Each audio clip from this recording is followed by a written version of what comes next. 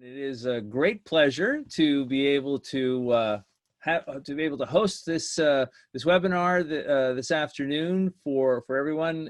As Danny mentioned, it's been also a great pleasure for me for quite a few years to be teaching at the IEDC Bled School of Management, and we'll spend about an hour today talking about something that I think is a pretty timely topic. So the subject for today is the key financial organizational planning in the times of crisis. And it's a relevant topic, of course, and we all are becoming Zoom experts. So I hope that this is a helpful opportunity to learn more over video conferencing. If you are a Zoom expert, or this is the first time you're using Zoom, you'll notice that if you hold your mouse pointer somewhere over the screen, a little band will appear at the bottom with showing you some different icons, and one says Q&A. And if you click that, a box will open where you're free to type any questions while I'm talking, and that'll probably be the best way for me to see if there's any questions about the topic as we're going on. I will also give you at the end of the presentation a way to contact me if there are any follow-up questions that you might have. So as Danica was saying, I've been teaching at IEDC, Bled School of Management, for some time. I actually, before I became an academic, I did spend about more than a decade in industry working as a financial manager myself. And that actually led to my interest in learning a bit more to go back to school. And as it turned out, I went back to school and I never left. But I did spend some time in the early part of my career in industry, working in a financial role. So I've certainly used that experience and that lens to help me in the teaching that I do with practicing managers and executive education. And hopefully it's allowed me to sort of get inside your head as well about what are the key considerations for you. So essentially what we're going to do is we're going to focus on financial issues, and specifically what are the key things to do during a crisis, during a financial situation. Now I'm going to switch back and forth between a PowerPoint slide and the video, so I hope that you find that a little more helpful to follow along with what we're doing. And so it's useful, I think, to point out that in a financial crisis, there's really three things that you have to keep in mind with regard to financial consideration. Now, maybe some of you have heard the very famous description about real estate. When they're talking about real estate, there's three important things to keep in mind with real estate, and those three things are location, location, location. Well, as it turns out, there's a similar set of three things to keep in mind when talking about financial considerations in a crisis. And those three things are cash, cash, and cash. That's right, because really what is ultimately what allows organizations and individuals for that matter, but we're talking about organizations, what allows organizations to survive a financial crisis, or survive a economic crisis, survive a business crisis, or make it through a time like we're living today where we don't really know what tomorrow is going to look like, is cash. Cash is referred to as the lifeblood of an organization. And that is certainly very, very true when we're in times like this where there's so much uncertainty. So we're really going to focus on cash flows in our discussion this afternoon, and we're going to look at essentially a framework for thinking about those cash flows. So it's really all about cash. Cash keeps your doors open, cash keeps your employees, cash keeps the organization ready to stay, not only to stay open, but ready for a turnaround ready for when things get better again. So when we think about a framework, essentially, to consider cash, what we can potentially do with that framework is, what we can potentially do with that framework is think about timing and direction. So business school professors are famous for our 2x2 matrices. So here you go. I've got a 2x2 matrix for you today. So if we look at cash flow, inflows and outflows, we can also think about whether we're looking at the long term or the short term. So let's look at these 4 quadrants or these 4 cells.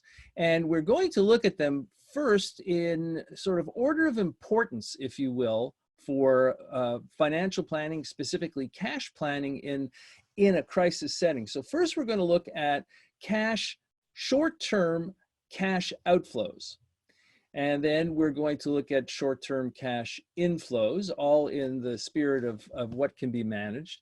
Then we'll move on to longer-term cash outflows, and we'll wrap up with finally the long-term cash inflows. So if we're thinking about cash and the critical nature of cash in a crisis or in times of uncertainty, then this might be a good way to organize your thoughts about how to manage that cash. So let's turn first to thinking about short-term cash outflows. And why I'm suggesting we start there is this is something where probably at the top of the list is characteristics of cash flows that are in your greatest ability to control. Now, of course, that's a relative statement.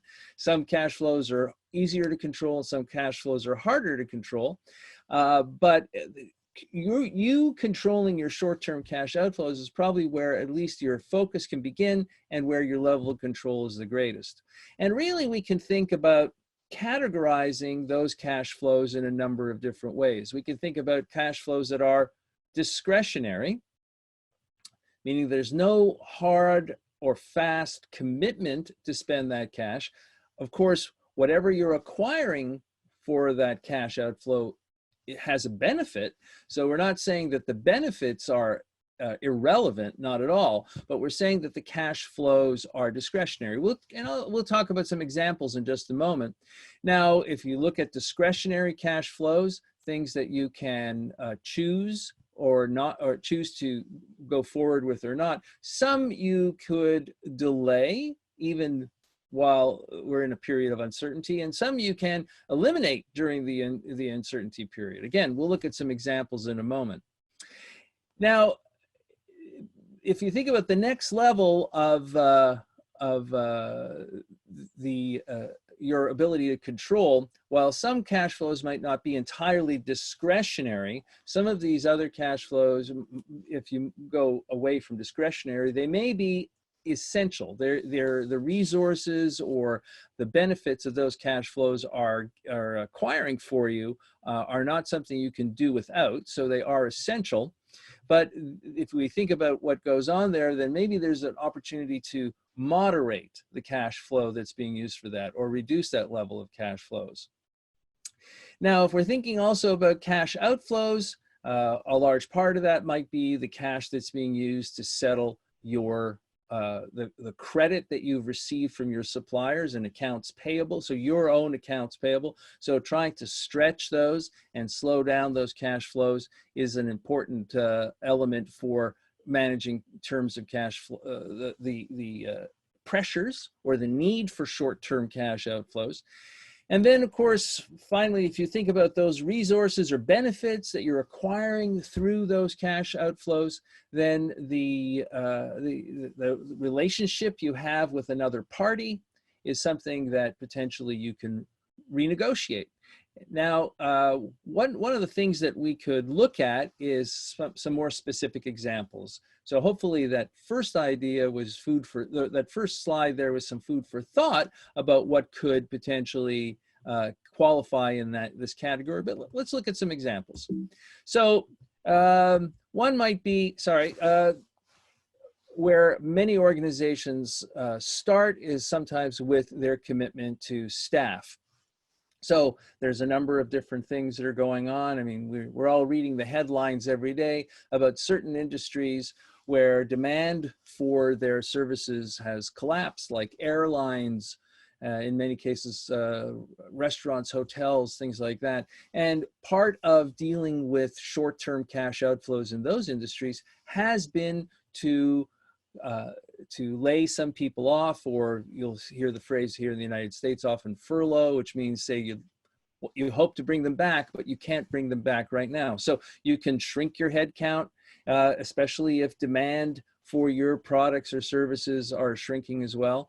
But aside from just reducing the head count, there's also variations of that. You could simply reduce hours on an individual basis. So you can scale back from full-time employees. You could say, well, if everyone's going to work half the number of hours, which would also lead to cutting the salary for each person in half and reducing the short-term cash outflows. And then some organizations are actually reducing salaries themselves, not the hours that somebody works, or the amount of time commitment, but the total amount of money or cash required for the salary. So all of these are unavoidable and necessary tools to consider for cash flow, short-term cash outflows. What a lot of organizations are doing as well, which is probably comes as no surprise for many employees, is that things like any planned raise or increase in a salary is frozen. Any extended leaves that someone potentially had negotiated with a paid leave or something like that is suspended or canceled.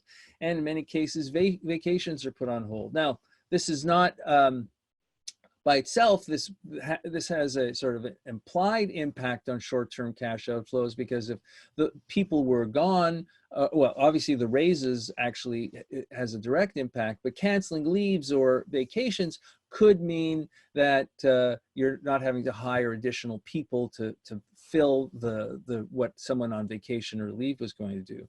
Now, there are opportunities to negotiate with suppliers as well for short-term cash outflows, like a landlord or insurance company, or getting extended credit terms from a supplier. I know that many financial organizations, like insurance companies, are actually, I see here in the United States, are actually publishing plans or programs under which organizations can slow down their insurance premiums.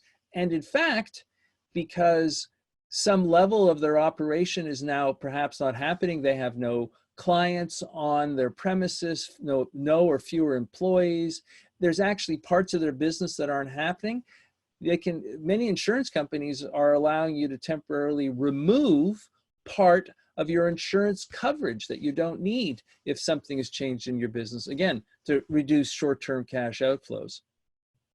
And then when we think about discretionary spending, we often, some of those things, now these, again, we're not talking about whether the discretionary spending creates benefits, it certainly does, but can you, if you're truly facing a crisis, temporarily suspend things like some marketing expenses or traveling to a trade show? And ironically, of course, I would even have, ironically, because I'm a instructor and this is a business school hosting this, but certain elements of training in the short run, if you're really short of cash, certainly fall into discretionary spending that can be temporarily halted as well. So those are examples of some short-term cash outflows that you can think about to start managing your cash. And those are the ones, as I said, that probably organizations have, if you think about what you have more or less control of, that is definitely on the more control side of that formula. Now, if you remember that 2x2 matrix, after we talked about short-term cash outflows, the next thing to look at was short-term cash inflows. So let's take a look at what I'm talking about in that setting. So a short-term cash inflow, probably for those of you who are in organizations that have business-to-business relations, so you're a B2B setting, that's quite common to extend credit terms to your customers. Now, if you're in a retail business and you're dealing with the end users of individuals, so most retailers don't offer much credit, but certainly one of the best ways to try and manage short-term cash inflows is to accelerate the collection of your accounts receivable. Now, in a perfect world, of course, accounts receivable would come in quickly all the time. But now, if we're talking about these times of uncertainty or financial crisis, the need to accelerate those cash flows from accounts receivable is even greater. So what we can do in organizations is you could put some pressure on your customers that owe you money. Of course, there's an expression in English that you can't get blood from a stone. So, you know, if they're short of cash too, that there's a limit to the pressure that you can put on your clients. Plus, of course, you don't want to destroy business relationships. So another way to potentially accomplish the same thing would be to provide an incentive, to provide some sort of way to make it more attractive for your clients to provide the cash for what they owe you a little sooner. And then finally, there is a way for, and we'll talk about some more examples again in a second, but then there is a way to, sometimes it's referred to factoring your accounts receivable. Essentially means you're selling or financing your accounts receivable to a third party so that you can get the cash and the client can still take longer to pay those. Now, another important part of dealing with short-term cash flows is so I have a question here. What kind of incentives do you propose? On my very next slide, I am going to, in fact, give you some examples. So we can talk about those and maybe some other ones if anybody has some comments to put in the Q&A as well. So one thing that is possible, and that perhaps in sometimes having a short-term line of credit with the bank is maybe something you have in place already, maybe something you haven't needed before.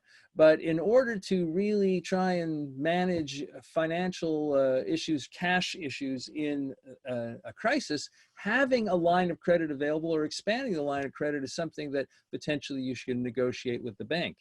So let's look at some examples. You know, when we think about the incentives, so that was one of the questions in the Q&A, what is the incentive? What organizations often do to incentivize clients, if you have a credit relationship with your clients, is to actually lower the price to accelerate or to incentivize your clients. So for example, there's a price for a cash sale. So if your clients are normally consuming some good or service that you sell at a regular price, you can say, well, if we can settle for cash now rather than giving you additional credit, I can lower the price at the moment under the certain conditions.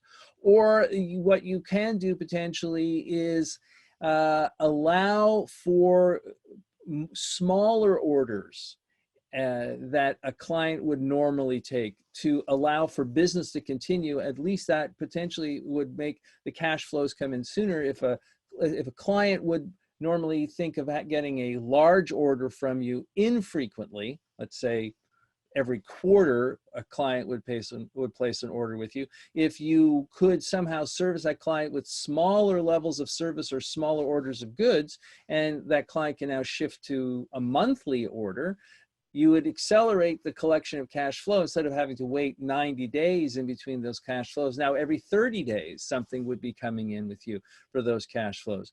So there is certainly a potential to get clients interested in providing cash sooner if there's a benefit for them. So that's what an incentive means. How do you incentivize people? You could lower the price, make it easier to do business with you. Those are two simple ways to accelerate short-term cash inflows. Now, when it comes to speaking to banks, you know, banks are in the financing business, and one thing that's quite common many banks offer this, or certainly can point you towards an organization that can do this, is it's called, you can finance your accounts receivable. Now that actually has a specific name. It's called factoring. That is the name for that. And essentially what happens is with if you factor your accounts receivable, that you would get, one arrangement would be every time you provide a good or service to a client on credit, you would then essentially go to the factor and say, I've just sold some good or service to Danny Incorporated, or I want to sell to Danny Incorporated, and they do a credit check and they would tell you if they would then essentially underwrite that. You provide the good or service.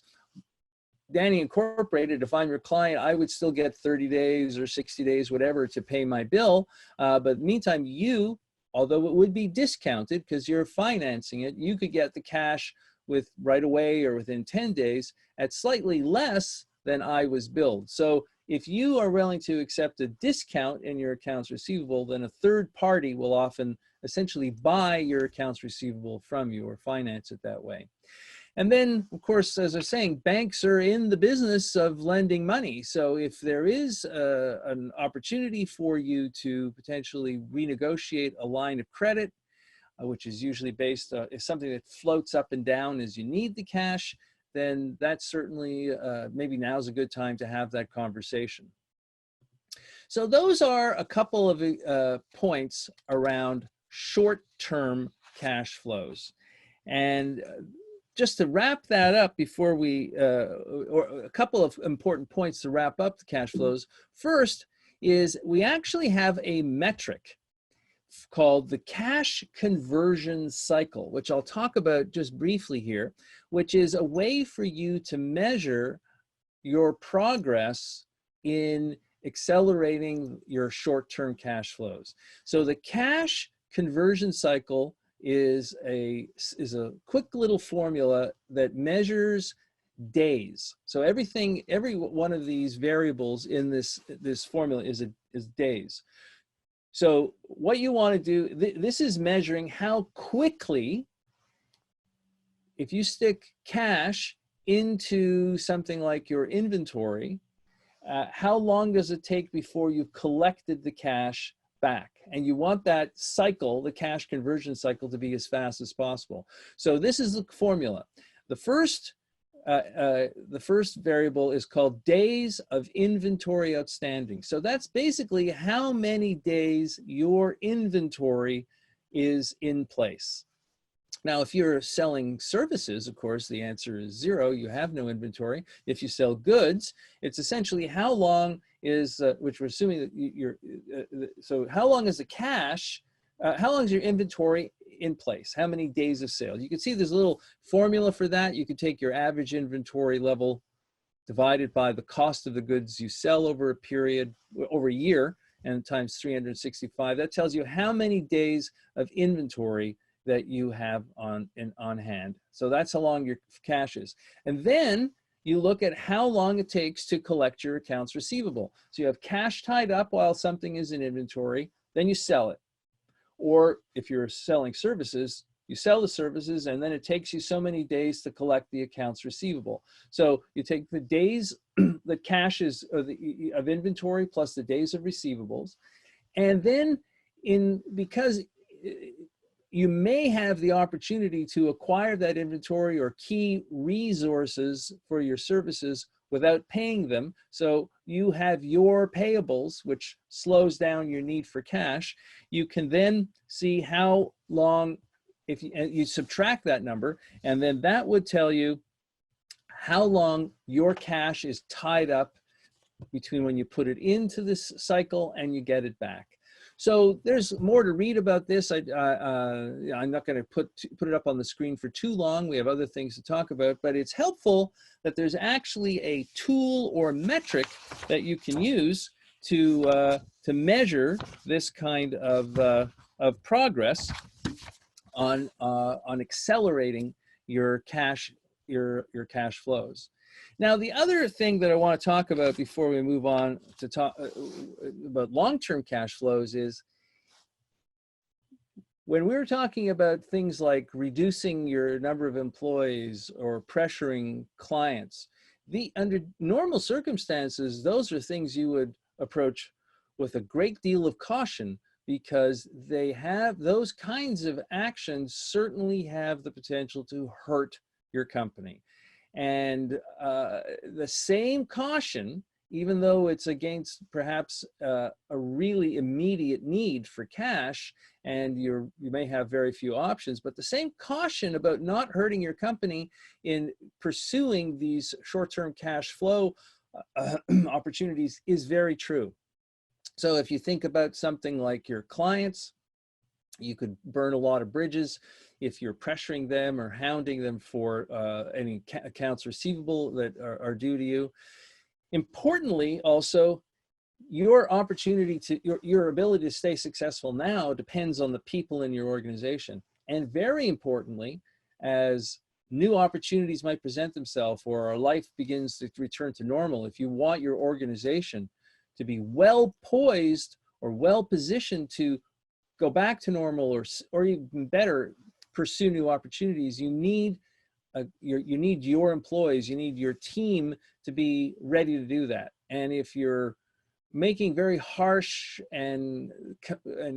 decisions when it comes to employees, then you can certainly impact the morale and the organizational culture. So I think if there are any policies for dealing with cash flows that are going to affect individuals, it is important to do that carefully. It is important to share the burden so that people think that you're being fair in what you're doing.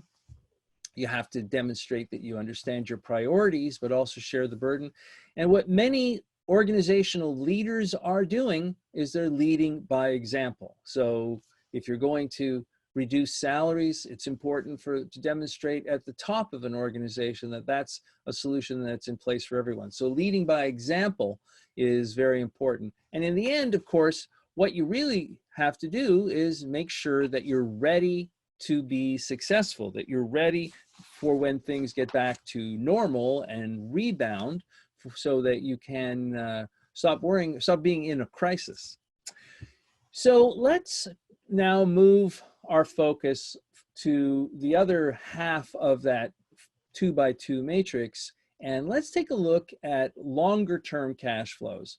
Now, it's hard to change these by definition quickly because they're longer term cash flows. So we're going into away from things that are more controllable into topics that require certainly a lot more planning, a lot more thoughtful consideration in order to do something.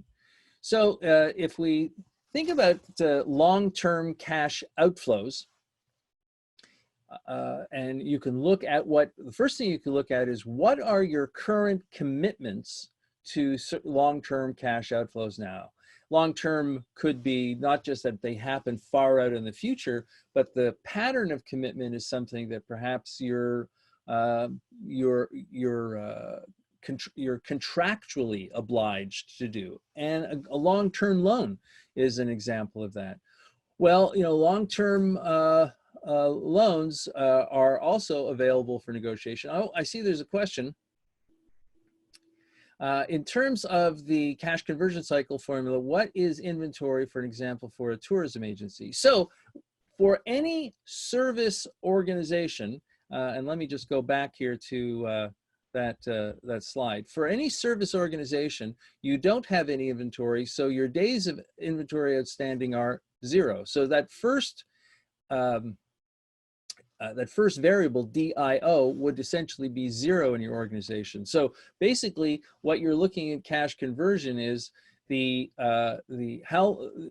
amount of days of receivables that you have from your clients, less any days that you can have payables for your suppliers, right? So that you're not tying up your cash in those resources that you're using. So it is the inventory in this case is an important part of thinking about an organization that does have goods for sale, but not all do. The formula still can be applied. And there's variations that make sense for different industries. So I'm just talking right now, given that there's almost 100 people on this call at a very high level, a lot of these tools would have to be fine-tuned. So I hope that's a helpful answer. Oh, you're very welcome, Murat.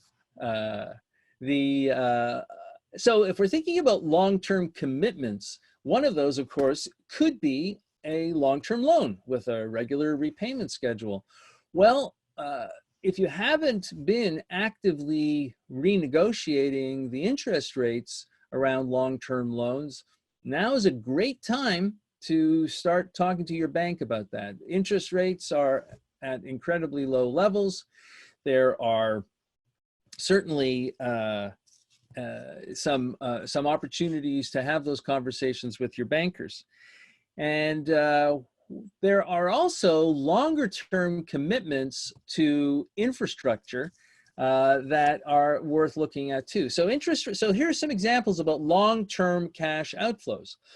Excuse me. So talk to your bank, renegotiate, talk to a different bank. You know, they're in the business of lending money. If your current banker is unwilling to renegotiate, maybe a new banker wants to step in and do that for you.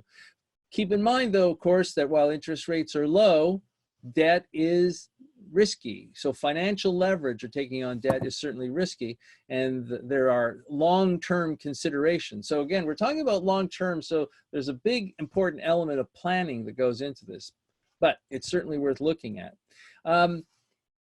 With the world going through what we have all been going through over these last 2 or 3 months, it is we can all be sure that there are some things that are really going to not go back to the way they were before, that there are going to be some structural changes that on a personal level, on how we lead our lives, but also on an organizational level.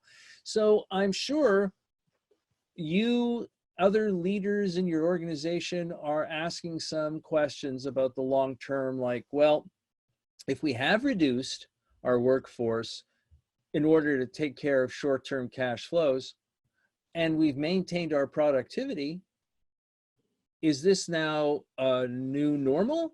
Is this level of productivity something that's sustainable? Or are we stretching people too far? Is this only something we can do in the short run?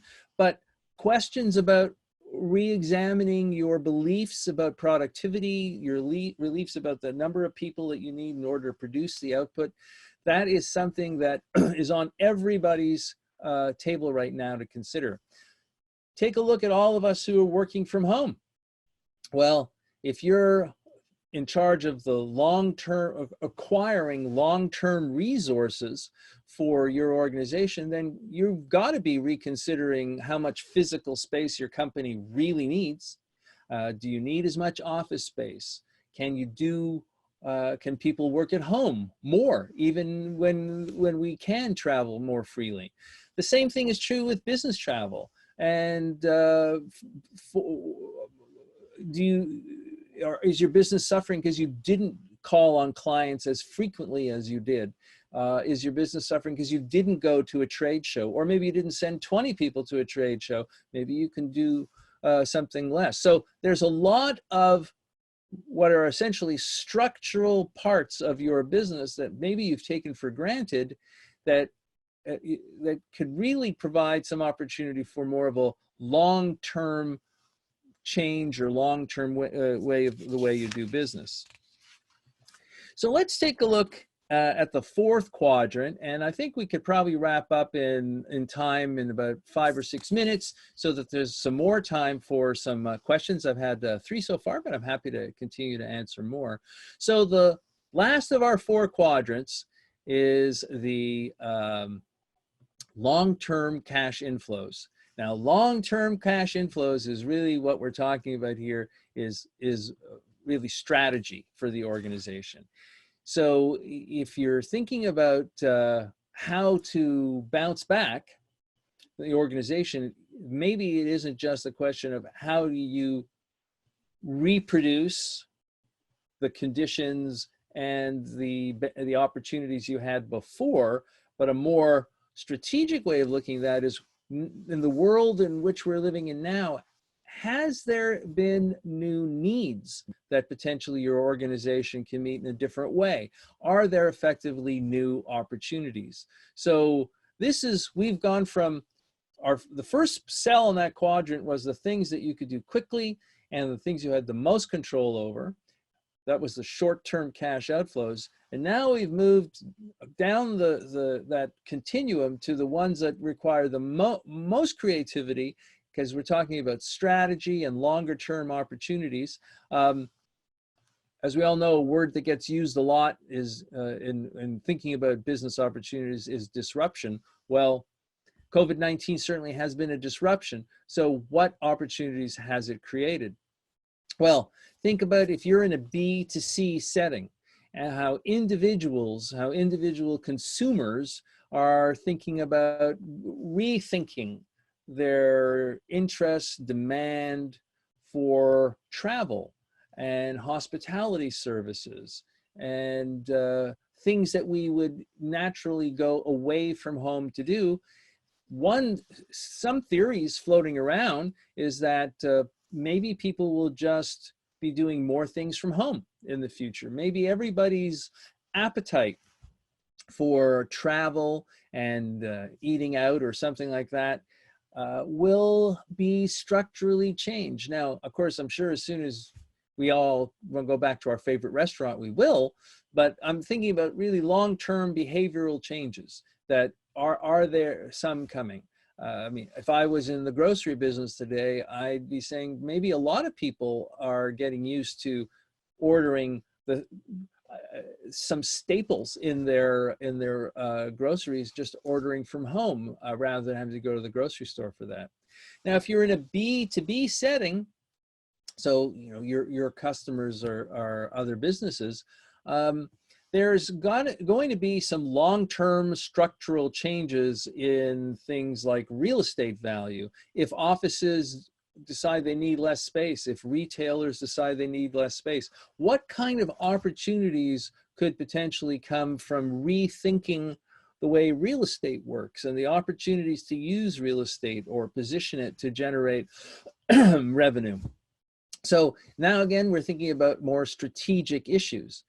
And then again, thinking about a longer term opportunity for cash inflows is that I think around the world, there is going to be a more explicit need, a more directed or prescribed need for government involvement in many programs, plans, incentives for organizations to hire back employees or try and get the economy up and running again. So make sure that you're following any kind of news or information about what those, what any government programs are or plans, and speak to your trade associations or professional associations. They probably have representatives who work with government agencies on that regard. So now is a very good time to be on top of those developments about any kind of large structural economic plans to see if there's opportunities that are emerging potentially for some longer term cash inflows in that regard too. So that actually brings us right up to where I was hoping to be at this point, just to start wrapping things up. So a few closing thoughts. I started off with trying to be a little bit funny and say cash, cash, cash are the three things about financial planning in a crisis. So my closing thought, just to bookend that, I'll say the biggest takeaway, whether we're talking about short-term cash flows or long-term cash flows, in or out, is plan, plan, plan. All of these things have implications. Even as we talked about, trying to change short-term cash flows could have long-term implications. Now, of course, since, as I said before, cash is the lifeblood of the organization, then making sure that you have access to it is critical for the sustained viability, keeping your doors open in your organization. but try and have some kind of balance. Yes, you have to stay viable, but you also have to stay competitive. So that's why it's important to think about the long term as well. And that's why I pointed out the thing about not hurting yourself in your, certainly try and avoid doing that with your short-term considerations. And then beyond simply staying alive and trying to stay competitive, finally, that opportunity to thrive is what is important as well. What are the new opportunities that are coming out of this unfortunate but unprecedented setting in which we're in? Well, on that note, what I'd like to do is open it up to any questions you have. I'm going to leave this screen up for a moment before I go back to my camera, because this screen includes my email address. Now, if you have a chance to write that down, please feel free to contact me with any follow-up questions that you might have. But if you don't have a chance to write this down, don't worry, because all my friends at IEDC Bled School of Management that you contacted in order to pre-register for this webinar, they can also give you my contact information. So I know there were a few questions as we went along, and I hope I addressed those. But now we have just a few minutes remaining this afternoon, in case there are any other thoughts or questions on this topic. Something I covered, something I didn't cover. So I see a few people managed to type something in the Q&A area. So I guess you figured out how to do that. Again, just if you hover your mouse over the screen anywhere, a little strip appears at the bottom, and one of the icons that appears on that strip is Q&A. And if you click it, you'll get a little strip that opens on the side of the screen.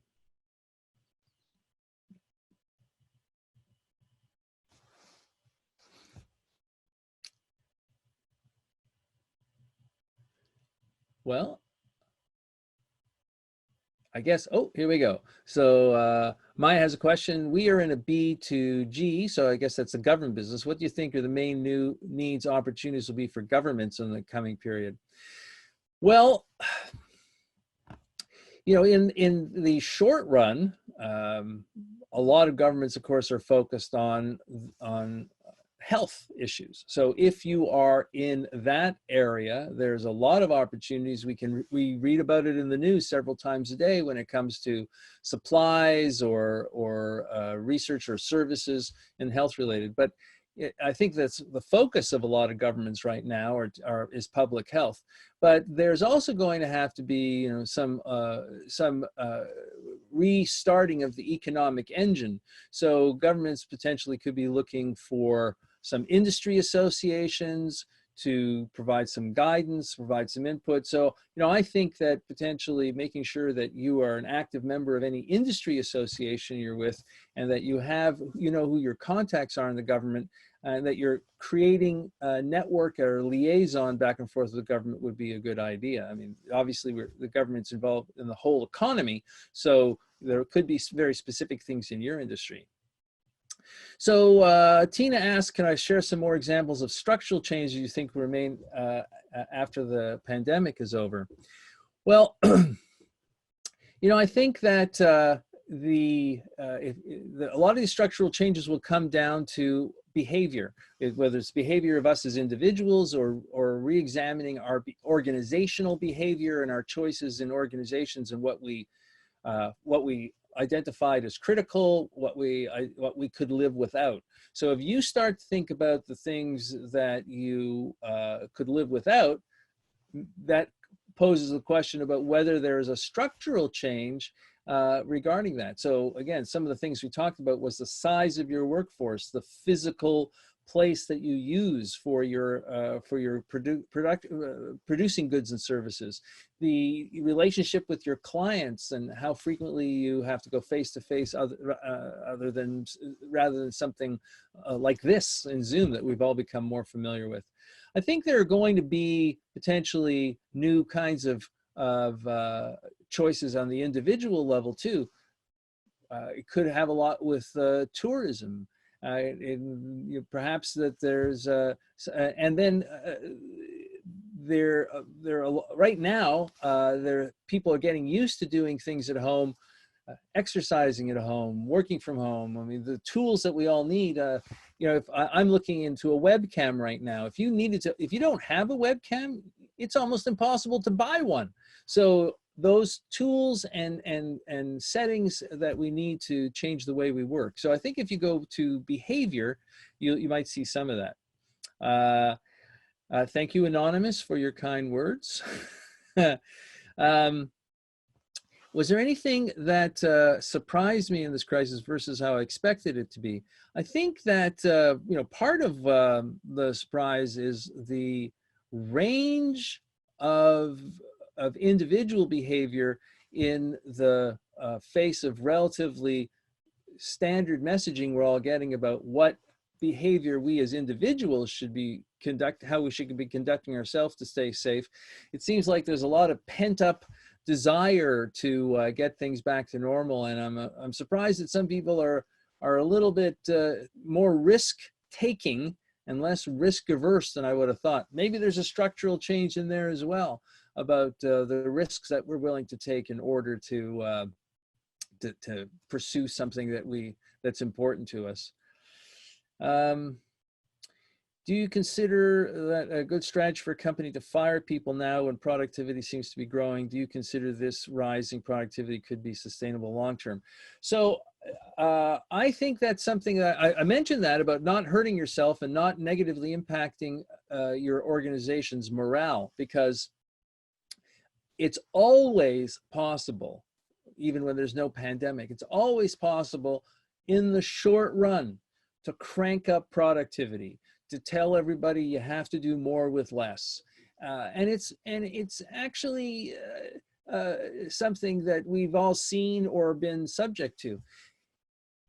Taking the pandemic out of the formula for a moment, sometimes when companies are setting themselves up to be sold, what they'll often do is they'll crank really hard on that productivity, cut down in resources and headcount and employees, and get a short bump.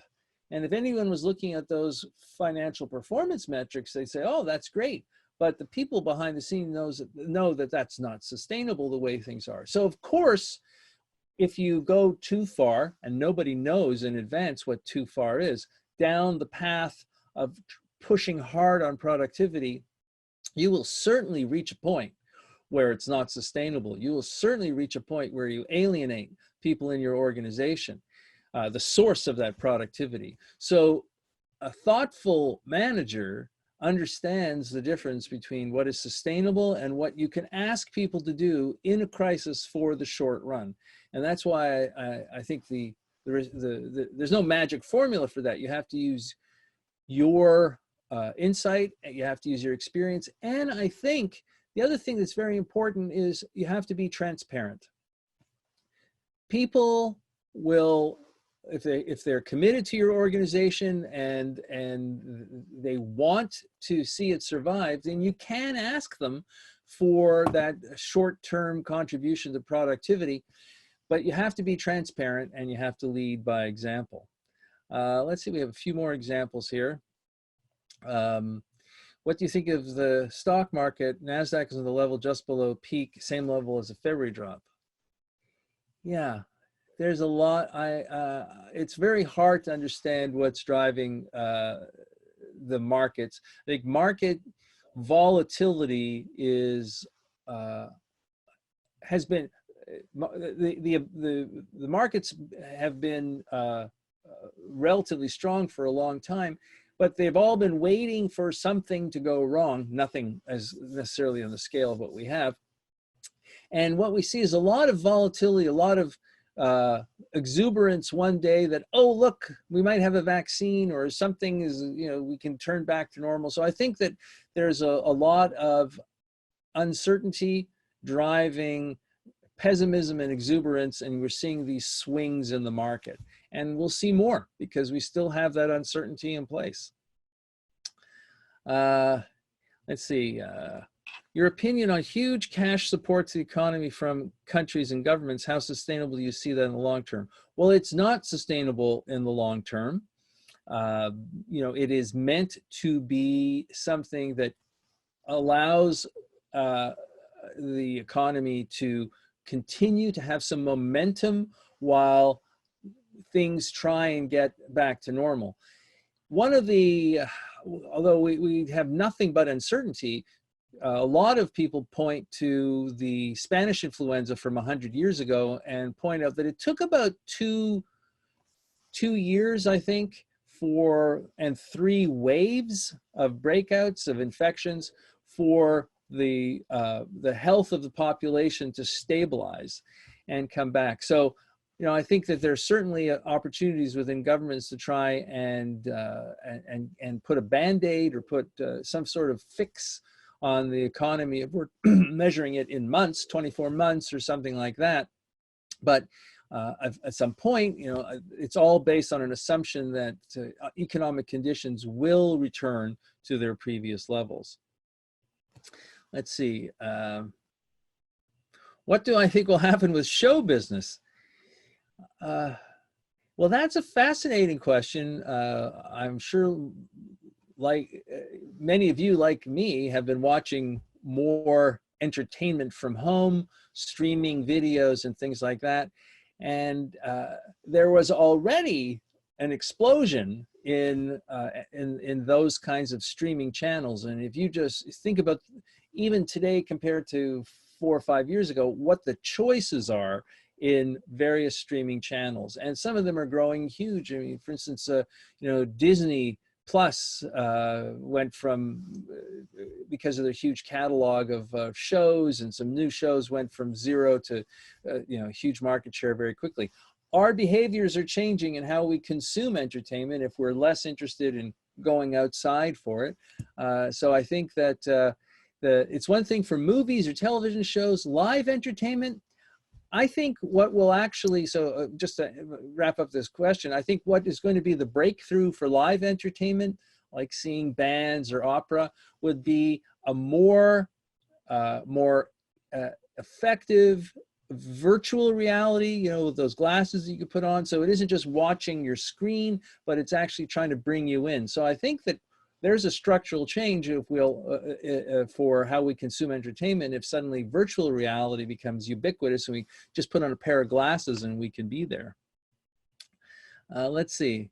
Well, the airline industry, maybe this will be the last question we take because we're just coming to the top of the hour. Certainly, Mike writes that there's a huge millstone hanging on the neck of the airline industry for at least the next 2 years. Yes, the airline industry is, I've read some statistics, you know, the traffic has collapsed to near 0. Now, the airline industries, up until the pandemic, certainly had some good years leading up to that, but that was on the heels of decades of difficult times for the airline industry, and consolidations and bankruptcies.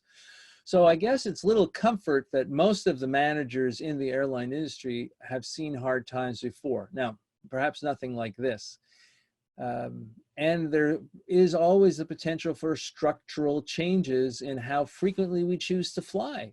And airplanes likely might have to change their configuration. Maybe we're willing to pay a premium not to sit like this on an airplane together anymore. Maybe the way those airplanes are configured have to be rethought, and new hardware and new seating patterns put in place.